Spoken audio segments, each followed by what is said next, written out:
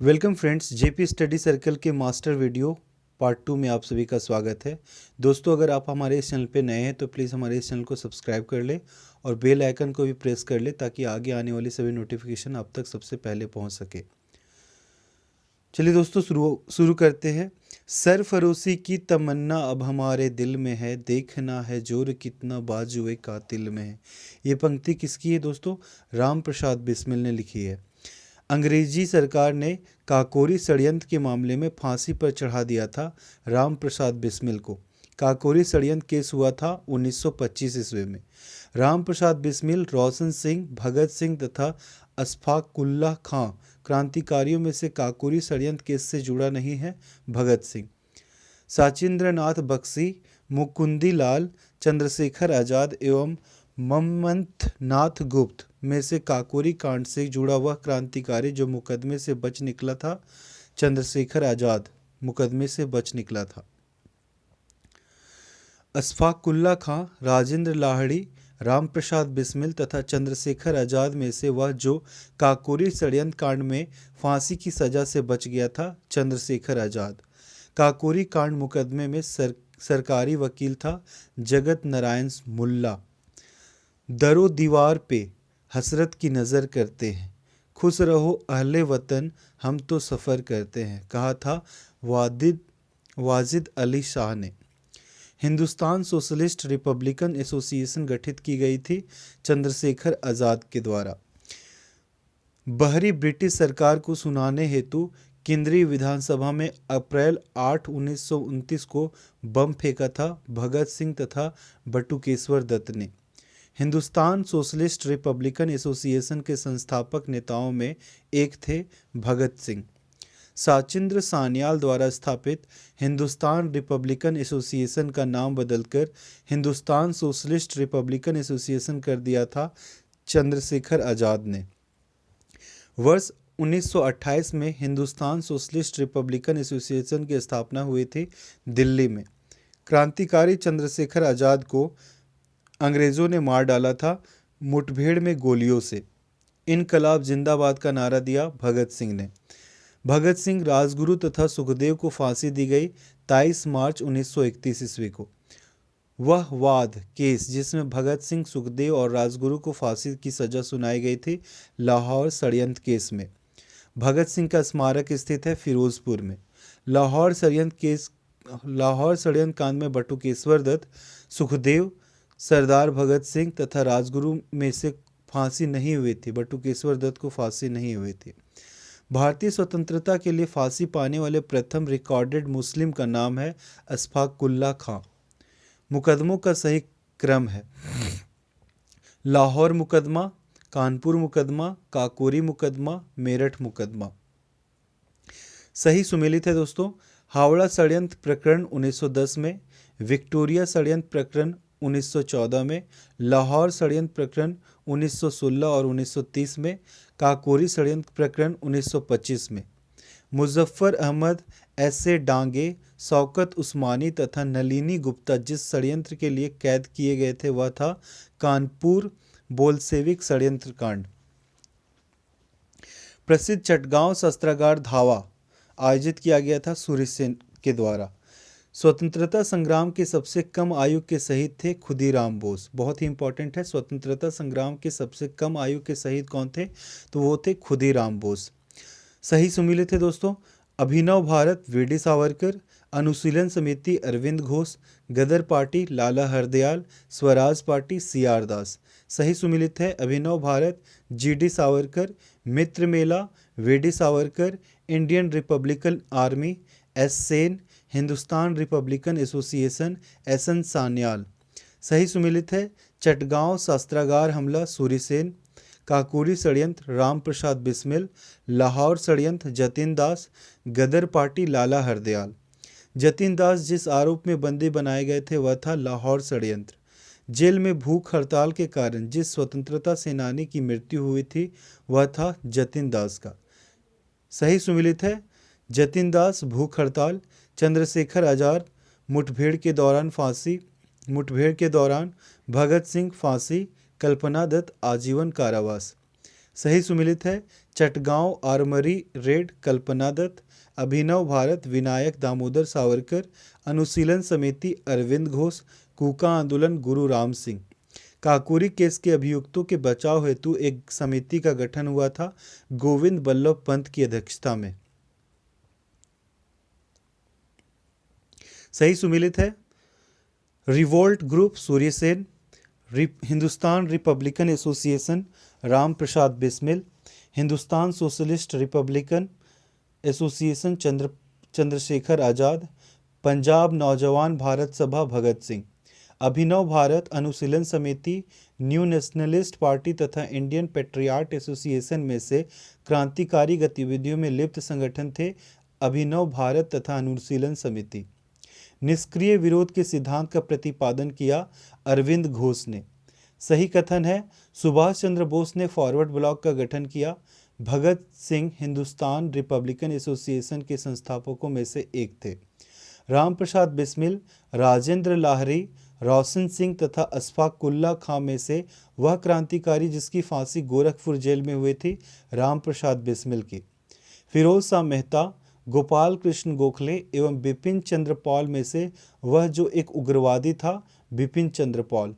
शांति घोष, सुनीति चौधरी, बीना दास तथा कल्पना दत्त में से वह महिला क्रांतिकारी जिसने दीक्षांत समारोह में अपनी उपाधि डिग्री ग्रहण करते समय अंग्रेज गवर्नर पर गोली चलाई थी, बीना दास ने।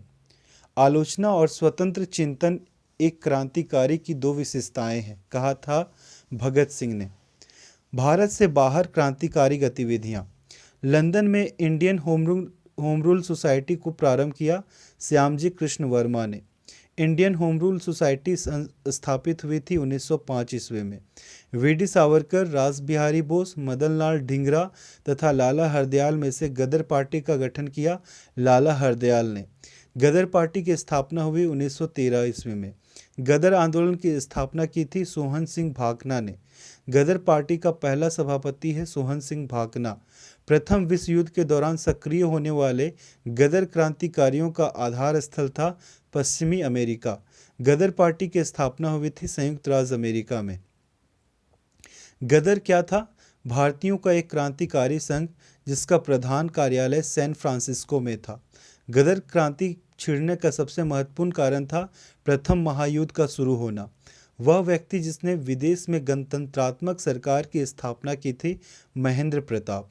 वह स्थान जहां प्रथम महायुद्ध के दौरान भारत की एक अनगिनत सरकार बनी थी, जिसके प्रेसिडेंट राजा महेंद्र प्रताप थे, अफगानिस्तान। भारतीय क्रांति की मां कहलाती है भिकाजी रुस्तम कामा। मैडम भिकाजी कामा से संबंधित सही कथन है, मैडम कामा दादा भाई नौरोजी की निजी सचिव रही। मैडम कामा के माता पिता पारसी थे। वह महिला जिसने भारतीय तिरंगा सबसे पहले फहराया, भिकाजी कामा ने। मैडम कामा ने 1907 ईस्वी में प्रथम तिरंगा ध्वज फहराया था स्टुटगार्ट जर्मनी में दोस्तों। वह व्यक्ति जिसे इंग्लैंड में अंग्रेज अधिकारियों की हत्या के आरोप में फांसी की सजा मिली, मदन लाल ढींगरा तथा उधम सिंह को। वह बात जो मैडम भिकाजी कामा, एम बरकतुल्ला, VVS अय्यर और MN रॉय में समान थी। वे सभी प्रमुख क्रांतिकारी थे और स्वतंत्रता आंदोलन की अवधि में भारत से बाहर विविध देशों में काम कर रहे थे। कामागाटा मारू कनाडा की यात्रा पर निकला एक जलपोत था। सरदार अजित सिंह, बाबा गुरदीप सिंह, वीडी सावरकर एवं सरदार भगत सिंह में कामागाटा मारू घटना संबंधित था, तो बाबा गुरदीप सिंह से कामागाटा मारू घटना संबंधित था। इंडिपेंडेंस लीग की स्थापना की थी रास बिहारी बोस ने। अगला टॉपिक है दोस्तों, बंगाल विभाजन 1905 तथा स्वदेशी आंदोलन। हड़प नीति, बंगाल का विभाजन, अस्थायी बंदोबस्त तथा सहायक संधियों में सबसे बाद में हुआ। बंगाल का विभाजन 16 अक्टूबर 1905 ईस्वी में। बंग भंग विरोधी आंदोलन का प्रारंभ हुआ 7 अगस्त 1905 ईस्वी में। वह आंदोलन जो बंग भंग के बाद शुरू हुआ, स्वदेशी आंदोलन। बंगाल का विभाजन करने वाला गवर्नर जनरल था लॉर्ड कर्जन। बंगाल के विभाजन के समय बंगाल का लेफ्टिनेंट गवर्नर था सर एंड्रयू फ्रेजर। बंगाल विभाजन 1905 के विरोध में आंदोलन का नेतृत्व किया था सुरेंद्रनाथ बनर्जी ने। डब्ल्यू.सी. बनर्जी, एस.एन. बनर्जी, आर.एन. टैगोर तथा बी.जी. तिलक में से वह जो स्वदेशी आंदोलन का आलोचक था एवं पूर्व तथा पाश्चात्य के मध्य एक बेहतर संबंध का समर्थक था, आर.एन. टैगोर। बंगाल में ब्रिटेन की वस्तुओं के बहिष्कार का सुझाव सर्वप्रथम दिया था कृष्ण कुमार मिश्र ने। ब्रिटिश वस्तुओं के बहिष्कार को राष्ट्रीय नीति के रूप में अपनाया गया 1905 में। बंगाल का विभाजन मुख्यतः किया गया था बंगाली राष्ट्रवाद की वृद्धि को दुर्बल करने के लिए। बंगाल विभाजन के विरुद्ध राष्ट्रवादियों द्वारा प्रारंभ किए गए कार्यक्रम बाइकॉट, स्वदेशी, राष्ट्रीय शिक्षा, स्वदेशी और बहिष्कार पहली बार संघर्ष की विधि के रूप में अपनाए गए थे बंगाल विभाजन के विरुद्ध आंदोलन के दौरान। बंगाल 1905 में विभाजित हुआ, जिसके विरोध के फलस्वरूप यह दोबारा विभाजित हुआ 1911 ईस्वी में। मद्रास में स्वदेशी आंदोलन का नेतृत्व किया था चिदम्बरम पिल्ले ने। स्वदेशी आंदोलन का नेतृत्व दिल्ली में किया था सर सैयद हैदर रजा ने। महिलाएं, कृषक, मुसलमान तथा बुद्धिजीवी वर्गों में से 1905 ईस्वी के स्वदेशी आंदोलन से मुख्यतः अप्रभावित रहे कृषक तथा मुसलमान। वह आंदोलन जिसके दौरान वंदे मातरम भारतीय राष्ट्रीय कांग्रेस का शीर्षक गीत बना, स्वदेशी आंदोलन। स्वदेशी की भावना से ओतप्रोत भारत के चरमपंथी राष्ट्रवादी आंदोलन काल के संदर्भ में सही कथन नहीं है। लियाकत हुसैन ने बारीसाल के मुस्लिम किसानों के आंदोलनों में उनका नेतृत्व किया। ब्रिटिश पत्रकार H.W.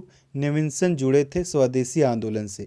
भारत की प्राचीन कला परंपराओं को पुनर्जीवित करने के लिए एक Indian society of oriental art की स्थापना की गई अरविंद नाथ टैगोर ने। अगला टॉपिक है कांग्रेस, बनारस, कलकत्ता एवं सूरत अधिवेशन। भारतीय राष्ट्रीय कांग्रेस के 1905 के बनारस अधिवेशन का अध्यक्ष था गोपाल कृष्ण गोखले। 1906 ईस्वी में कलकत्ता कांग्रेस अधिवेशन की अध्यक्षता की थी दादा भाई नौरोजी ने। 18 वर्ष की आयु में स्नातक, 20 वर्ष की आयु में प्रोफेसर तथा सुधारक के सह संपादक, 25 वर्ष की आयु में सार्वजनिक सभा और प्रांतीय सम्मेलन के मंत्री, 29 वर्ष की आयु में राष्ट्रीय कांग्रेस के मंत्री, 31 वर्ष की आयु में महत्वपूर्ण रॉयल कमीशन के समक्ष अग्रणी प्रवाह, 34 वर्ष की आयु में प्रांतीय विधायक, 36 वर्ष की आयु में इंपीरियल विधायक, 39 वर्ष की आयु में भारतीय राष्ट्रीय कांग्रेस के अध्यक्ष। खालिस्तान एक देशभक्त जिसे महात्मा गांधी ने स्वयं अपना गुरु माना। इन शब्दों में से जीवनीकार ने वर्णन किया है, गोपाल कृष्ण गोखले का वर्णन किया है। कांग्रेस ने स्वराज प्रस्ताव वर्ष 1905 में पारित किया। प्रस्ताव का उद्देश्य था स्वशासन सुनिश्चित करना। स्वराज को बतौर राष्ट्रीय मांग के रूप में सर्वप्रथम रखा था दादा भाई नौरोजी ने। कांग्रेस के मंच से भारतीय राष्ट्रीय कांग्रेस के जिस अधिवेशन में प्रथम बार स्वराज शब्द व्यक्त किया गया था वह था कलकत्ता अधिवेशन 1906 ईस्वी में। स्वराज शब्द का प्रयोग सर्वप्रथम किया दयानंद सरस्वती ने। भारत में ग्रैंड ओल्ड मैन की संज्ञा दी जाती है दादा भाई नौरोजी को। दादा भाई नौरोजी के विषय में सत्य कथन है, उन्होंने poverty and un British rule in India पुस्तक लिखी थी। उन्होंने गुजराती के प्रोफेसर के रूप में यूनिवर्सिटी कॉलेज लंदन में कार्य किया था। उन्होंने बम्बई में महिला शिक्षा की नींव रखी थी। दादा भाई नौरोजी के विषय में सत्य है, वह पहले भारतीय थे जो एल्फिंस्टन कॉलेज बम्बई में गणित एवं भौतिकी के प्रोफेसर नियुक्त हुए थे। 1892 ईस्वी में उन्हें ब्रिटिश पार्लियामेंट का एक सदस्य निर्वाचित किया गया था। उन्होंने एक गुजराती पत्रिका रस्ट गुफ्तार का आरंभ किया था। ब्रिटिश पार्लियामेंट में चुना जाने वाला प्रथम भारतीय था दादा भाई नौरोजी। नरम दल और गरम दल के रूप में भारतीय राष्ट्रीय कांग्रेस का विभाजन हुआ सूरत अधिवेशन में। 1907 ईस्वी के भारतीय राष्ट्रीय कांग्रेस के सूरत के वार्षिक अधिवेशन के अध्यक्ष थे R.V. घोष। भारतीय राष्ट्रीय कांग्रेस के वर्ष 1906 में विख्यात कलकत्ता अधिवेशन में 4 संकल्प पारित किए गए थे। सूरत में 1907 में हुए कांग्रेस के अगले अधिवेशन में इन चारों संकल्पों को स्वीकार करने अथवा उन्हें अस्वीकृत करने के प्रश्न पर कांग्रेस में विभाजन हो गया था। एक संकल्प जो इन चारों संकल्पों में नहीं था, बंगाल के विभाजन को रद्द करना।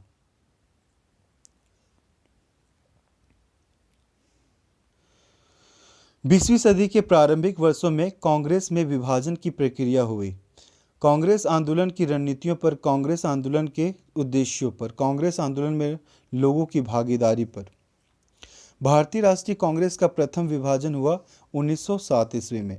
सूरत विभाजन का नेतृत्व किया था तिलक ने। वर्ष 1907 में सूरत में भारतीय राष्ट्रीय कांग्रेस के विभाजन का मुख्य कारण था अंग्रेजी सरकार के साथ नरमपंथियों की वार्ता करने की क्षमता के बारे में चरमपंथियों में विश्वास का अभाव।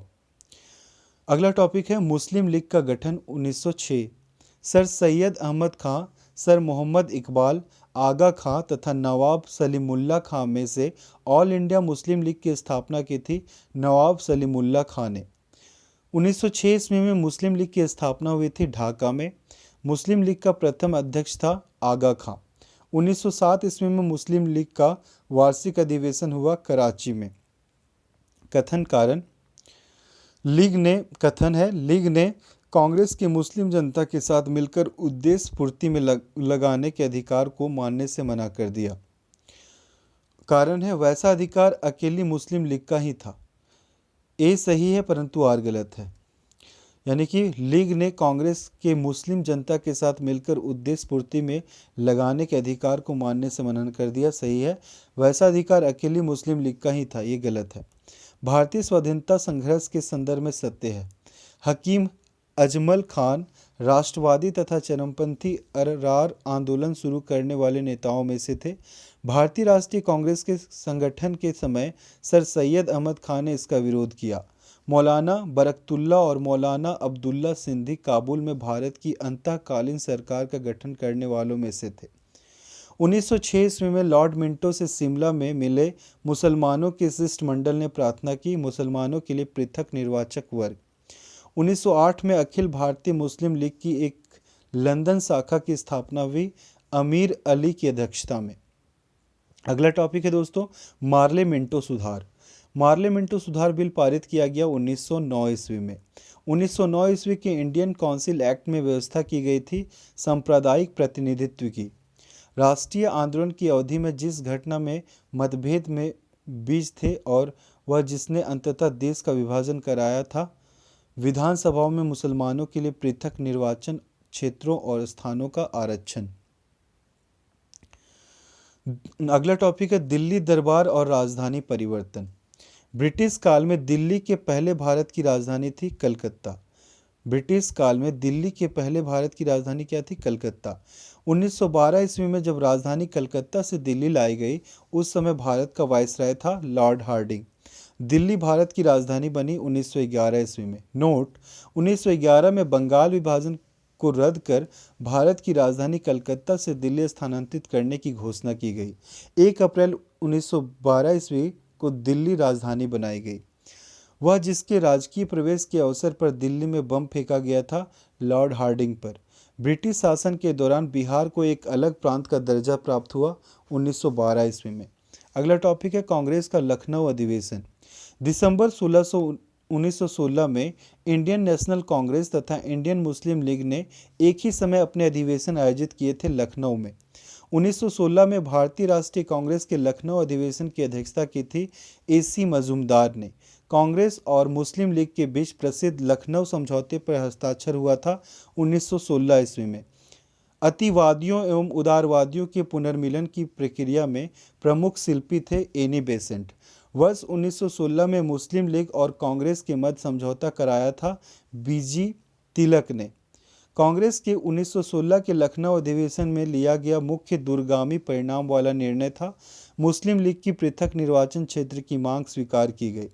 इंडियन नेशनल कांग्रेस और मुस्लिम लीग के बीच मतैक्य का काल प्रदर्शित करता है 1916 से 1922। 1916 के लखनऊ के कांग्रेस अधिवेशन के विषय में सत्य है। इस अधिवेशन में उदारवादियों और उग्रवादियों के बीच पुनः मेल स्थापित हुआ था। महात्मा गांधी पहली बार चंपारण के किसानों की समस्याओं से अवगत कराए गए। अगला टॉपिक है होम रूल आंदोलन। होम रूल लीग आंदोलन सर्वप्रथम आरंभ किया एनी बेसेंट ने। 1915 से 16 में 2 होम रूल लीग आरंभ की गई थी तिलक एवं एनी बेसेंट के नेतृत्व में। एनी बेसेंट मुख्यतः संबंध रही गृह शासन आंदोलन में। प्रथम विश्व युद्ध के दौरान आंदोलन जो भारत में लोकप्रिय हुआ था वह था होम रूल आंदोलन। बाल गंगाधर तिलक, एनी बेसेंट, एम सुब्रमण्यम अय्यर तथा टी.एस. ऑलकॉट में से जिसका योगदान होम रूल लीग की स्थापना में नहीं था, टी.एस. ऑलकॉट का। सी.आर. दास, एस सुब्रमण्यम अय्यर, एनी बेसेंट तथा बी.जी. तिलक में से होम रूल आंदोलन से नहीं जुड़ा था सी.आर. दास। होम रूल समर्थक अपनी राजनीतिक शक्ति का सफलतापूर्वक प्रदर्शन कर सके कांग्रेस के 1916 के लखनऊ अधिवेशन में। होम रूल आंदोलन भारत के स्वतंत्रता संग्राम के एक नए चरण के आरंभ का द्योतक था, क्योंकि इसने देश के सामने स्वशासन की एक ठोस योजना रखी। तिलक तथा एनी बेसेंट द्वारा बनाए गए होम रूल लीगों को एक में मिला दिया गया था 1918 में।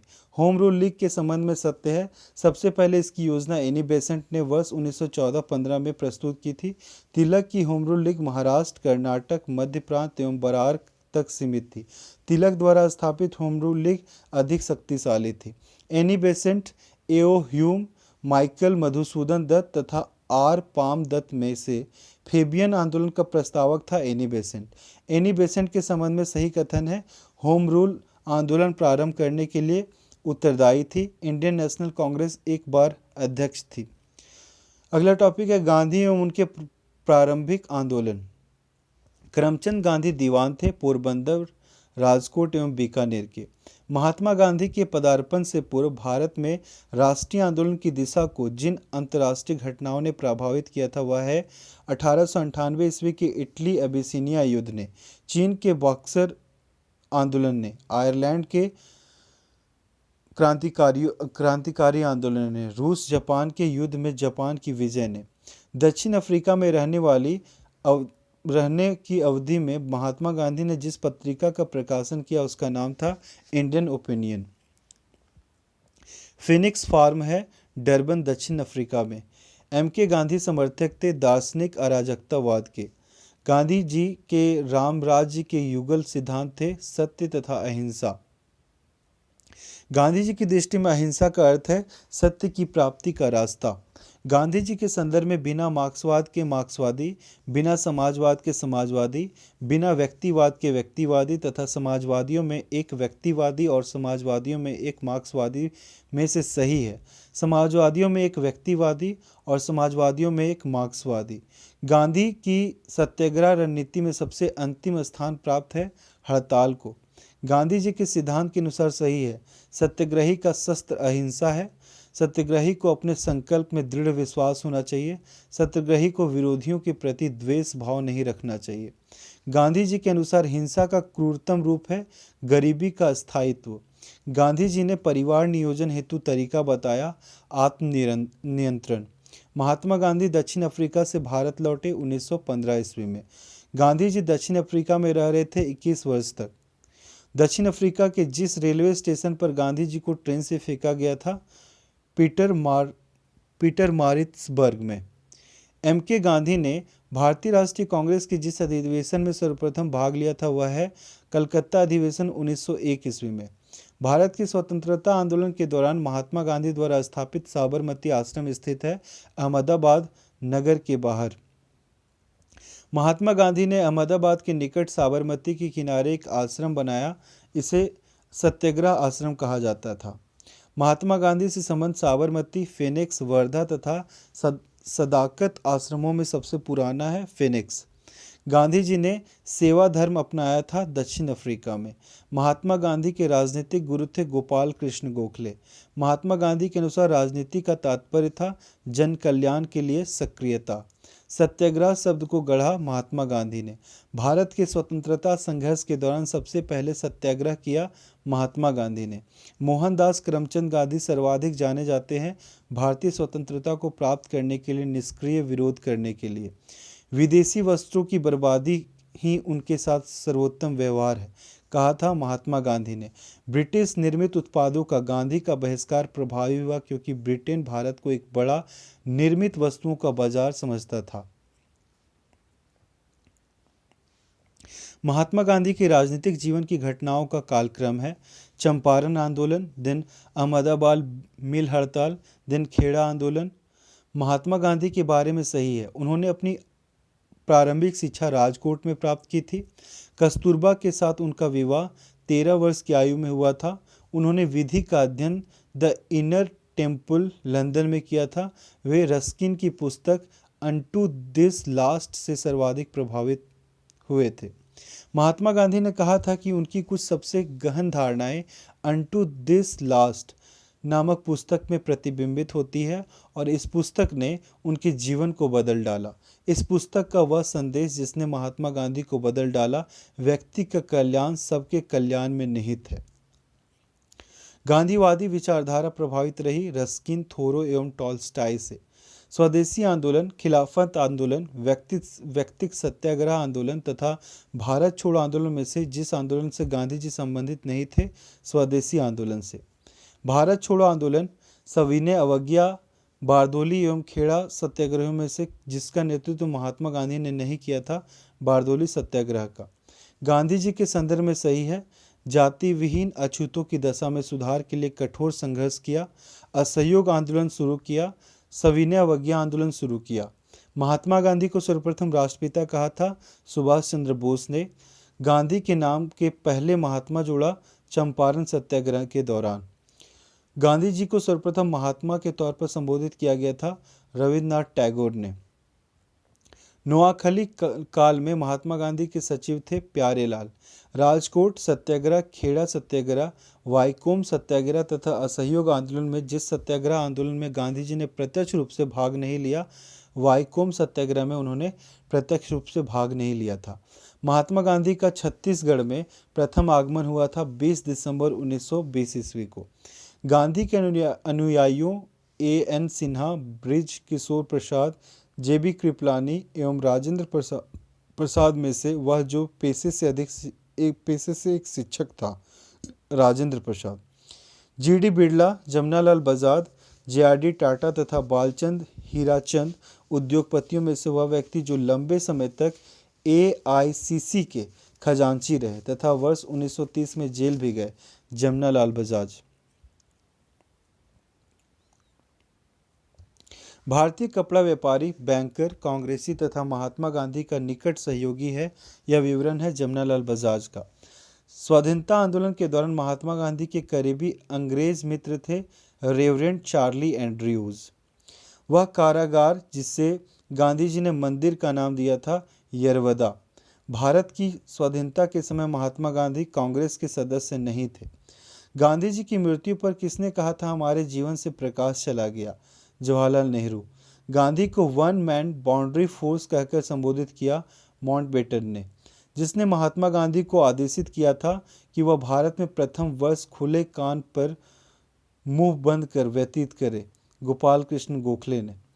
भारतीय राजनीति में प्रवेश के पूर्व 1 वर्ष तक देश में पर्यवेक्षक एवं विद्यार्थी के रूप में रहने की सलाह गांधी जी को दी थी गोपाल कृष्ण गोखले ने। गलत साधन हमें कभी भी सही उद्देश्य तक नहीं ले जा सकते, यह कहा करते थे महात्मा गांधी। जो नैतिक दृष्टिकोण से गलत है वह राजनीतिक दृष्टिकोण से कभी सही नहीं हो सकता। इस सिद्धांत के प्रबल समर्थक थे M.K. गांधी। गांधी जी ने अपना पहला सत्याग्रह आरंभ किया मजदूरों को कम वेतन दिए जाने के विरुद्ध। वह आंदोलन जिसमें महात्मा गांधी ने पहली बार भूख हड़ताल का प्रयोग हथियार के रूप में किया, अहमदाबाद की हड़ताल में। महात्मा गांधी ने भारत में अपना पहला जन भाषण दिया वाराणसी में। गांधी जी ने बंधुआ मजदूरों को मुक्त कराने का प्रथम अभियान आरंभ किया था चंपारण से। 1917 से 18 में अहमदाबाद में गांधी जी द्वारा चलाए गए सत्याग्रह में हिस्सा लिया था मजदूर वर्ग ने। महात्मा गांधी का वह संघर्ष जो औद्योगिक श्रमिकों से संबंधित था, अहमदाबाद संघर्ष। अहमदाबाद सत्याग्रह आरंभ किया गया था सूती मिल कारागारों के लिए। गांधी जी के ट्रस्टीशिप के सिद्धांत के प्रतिपाद्य के संबंध में सही युग में है दक्षिण अफ्रीका 1903।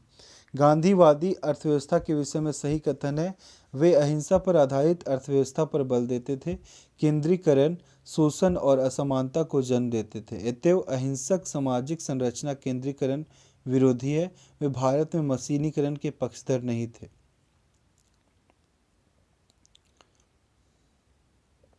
एम के गांधी के अनुसार अस्पृश्यों का सामाजिक आर्थिक सुधार संपन्न किया जा सकता है उनके लिए कुटीर उद्योग स्थापित करके।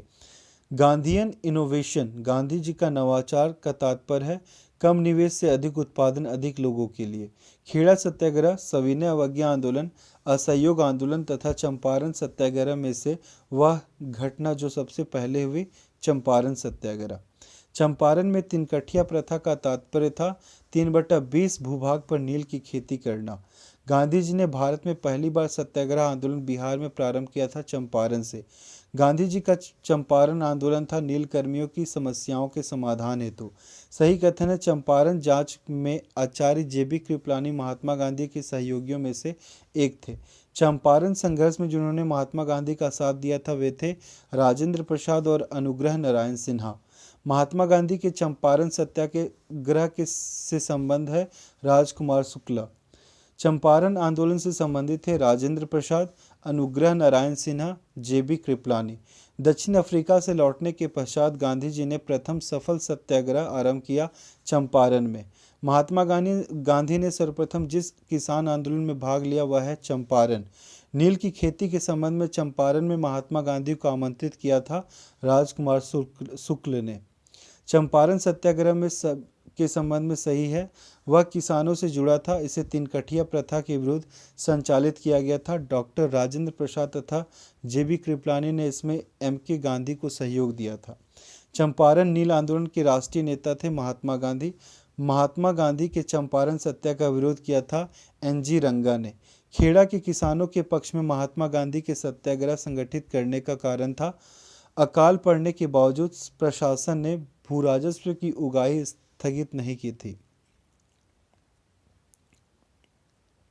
नेक्स्ट टॉपिक है दोस्तों किसान आंदोलन एवं किसान सभा। भारत का सर्वप्रथम किसान आंदोलन था बिजौलिया आंदोलन।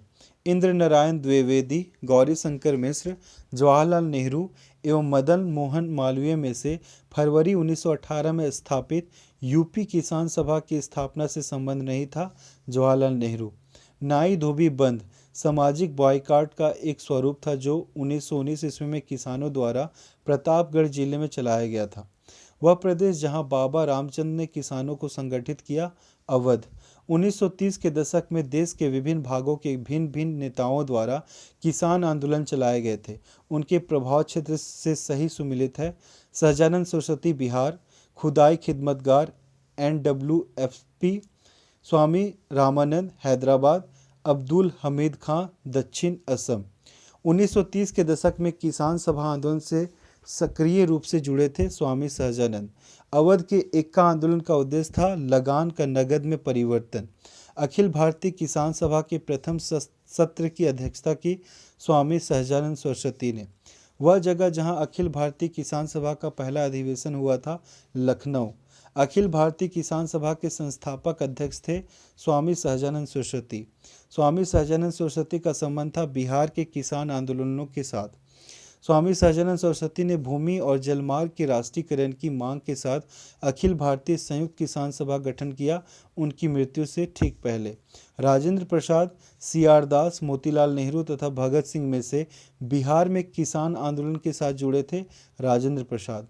सही सुमिलित है बारदोली सत्याग्रह सरदार वल्लभ भाई पटेल, भारतीय किसान विद्यालय NG रंगा, बंगाल प्रजा पार्टी फजलुल हक, बर्खास्त संघर्ष स्वामी श्रद्धानंद सरस्वती।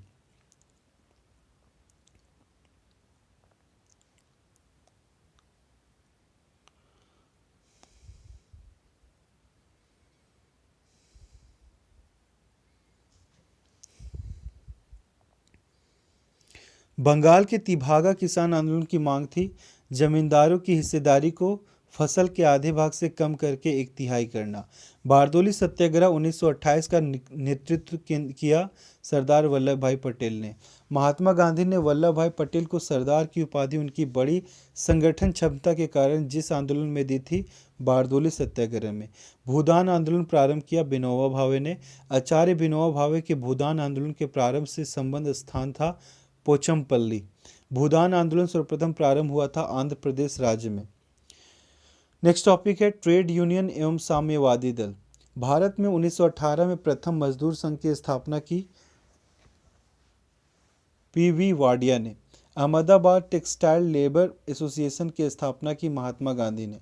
अखिल भारतीय ट्रेड यूनियन कांग्रेस के 1920 में बम्बई में हुए प्रथम अधिवेशन की अध्यक्षता की थी लाला लाजपत राय ने। 1929 में नागपुर में संपन्न all India trade union Congress की अध्यक्षता की थी जवाहरलाल नेहरू ने। कम्युनिस्ट इंटरनेशनल का सदस्य बनने वाला पहला भारतीय था एम.एन. राय। अक्टूबर 1920 में भारतीय कम्युनिस्ट पार्टी की स्थापना के लिए ताशकंद में एकत्र हुए भारतीयों के समूह के मुखिया थे एम.एन. रॉय। कानपुर षड्यंत्र मुकदमा जिस आंदोलन के नेताओं के विरुद्ध था वह था साम्यवादी आंदोलन।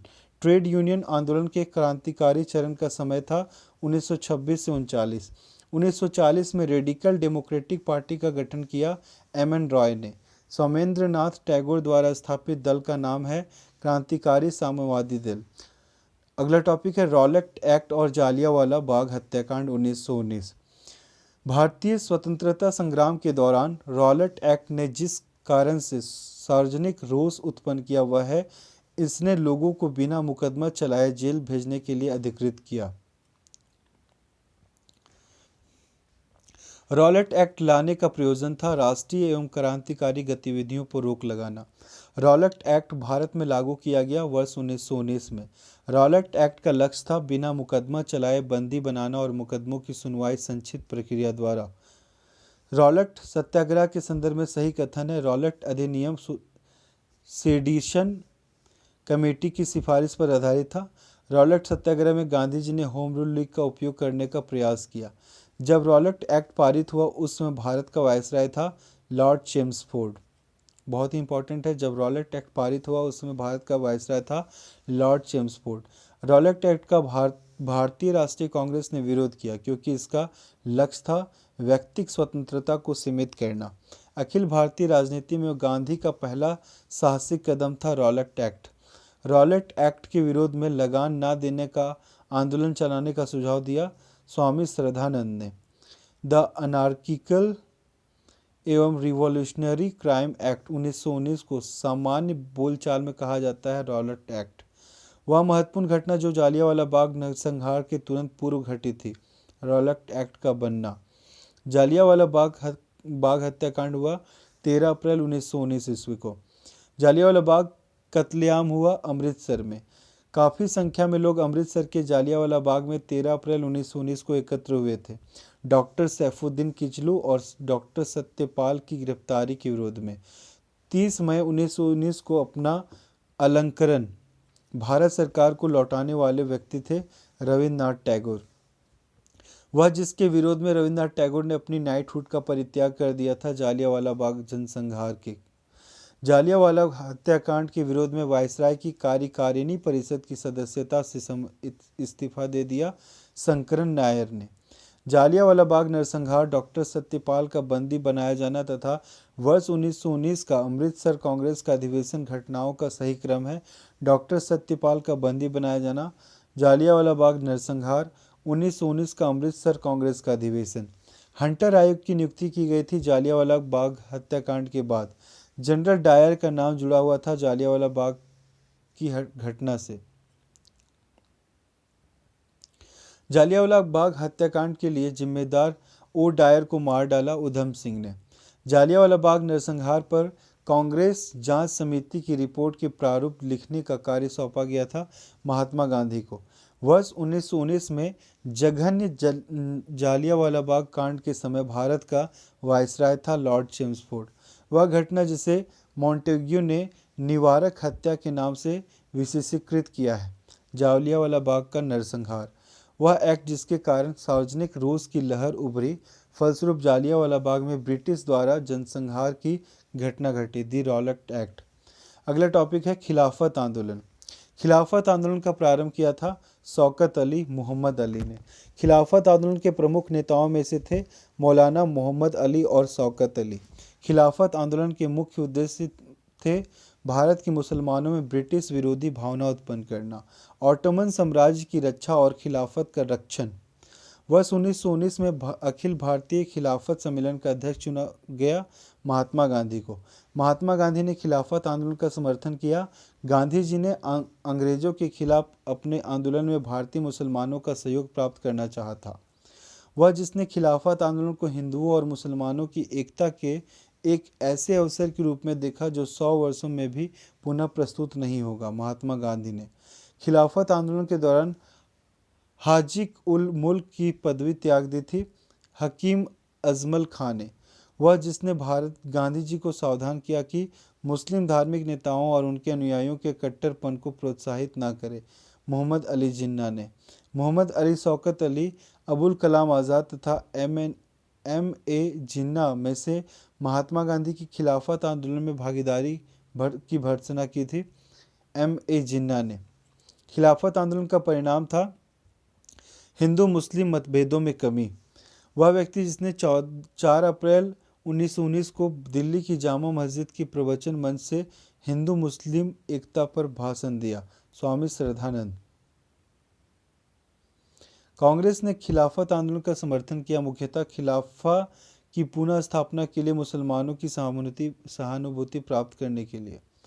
जवाहरलाल नेहरू, मदन मोहन मालवीय, मोहम्मद अली तथा स्वामी श्रद्धानंद में से खिलाफत आंदोलन का समर्थन नहीं किया था मदन मोहन मालवीय ने।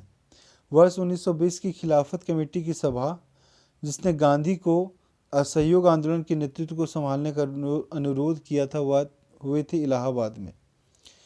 इस आंदोलन में हम मुसलमानों को हिंदुओं से भिड़ा नहीं पाए। एचिंसन के इस कथन का संबंध जिस घटना से वह है खिलाफत और असहयोग आंदोलन 1919 से 1922। वर्ष 1921 का मोपला आंदोलन शाखा थी खिलाफत आंदोलन की।